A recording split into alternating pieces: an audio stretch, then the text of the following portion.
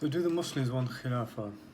We have to split this question up into two parts and make the distinction between the people and the leaders themselves. The leaders, if you look at the history, let's take Pakistan as an example, where Pakistan was occupied by the British, and then when partition happened, they left a proxy government in place. Now, what I mean by proxy government is that it's there to serve the interests of the colonialists without them being there physically.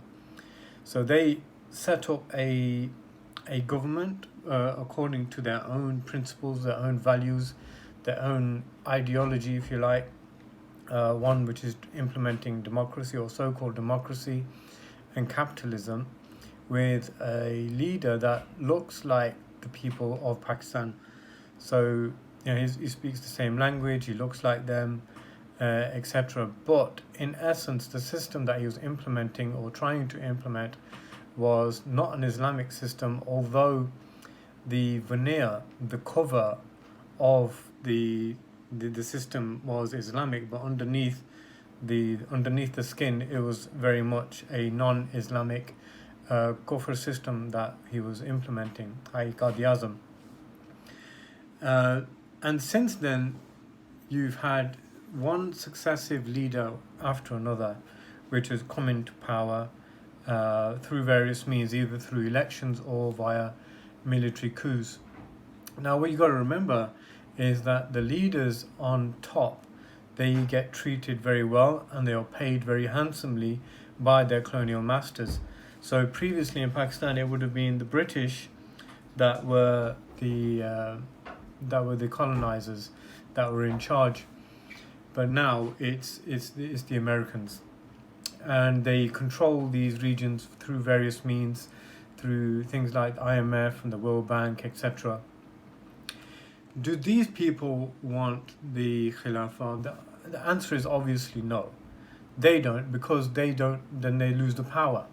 They lose their power. They lose their benefits that they get. So you've got to remember, there's a very, very, very small class of people that actually benefit from the corruption, from being sellouts, from serving the interests of the colonialists.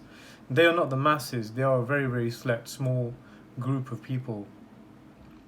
And this can be said the same about Saudi Arabia and all of the other Muslim majority countries. I say Muslim majority because none of these countries are ruling by Islam. Not even Saudi Arabia. It doesn't rule by Islam. Although there may be this misconception that it does, but in reality, it's not. So the rulers don't want the Khilafah. And just to give you one more example, since we touched upon Saudi Arabia, if you look at the history of the Saudis, they were started by the House of Saud.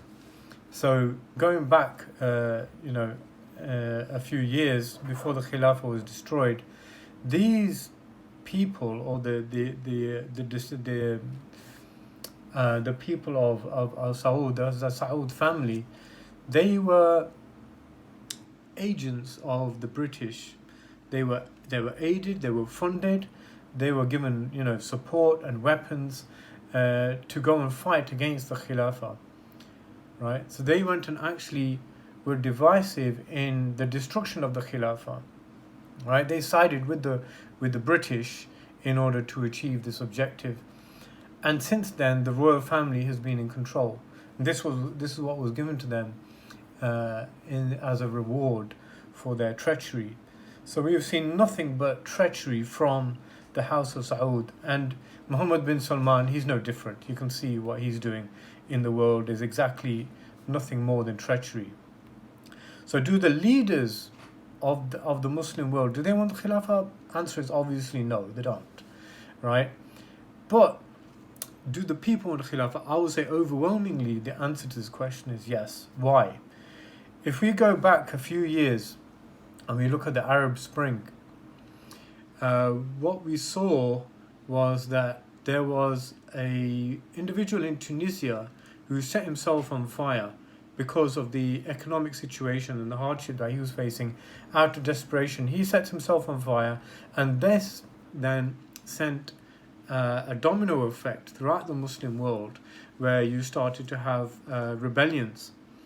We saw a rebellion and an overthrow of the regime in Egypt, and this spread all the way up to Syria. And what's happening in Syria is still raging on since then, even now.